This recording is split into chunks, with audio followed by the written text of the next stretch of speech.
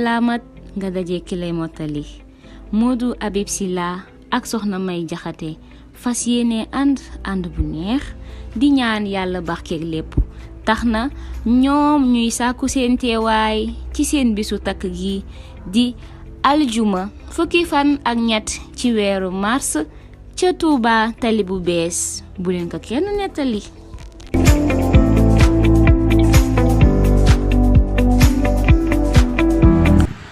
ñu ñëw di leen yëgal li nga xamante ne mooy xew-xew bu rëy muy mariage bi nga xam ne moo war a dox ci diggante Modou Habib Sylla ak ki nga xam ne mooy Soxna May Jaxate ca Touba tali bu bees kañ la vendredi le 13 mars 2020 incha allah rab bu ko kenn tardé. Ils savaient qu'ils ont une âme dans deux corps différents.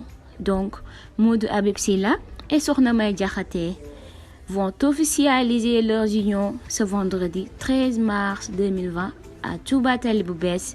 Votre présence illuminera leur jour si bien attendu.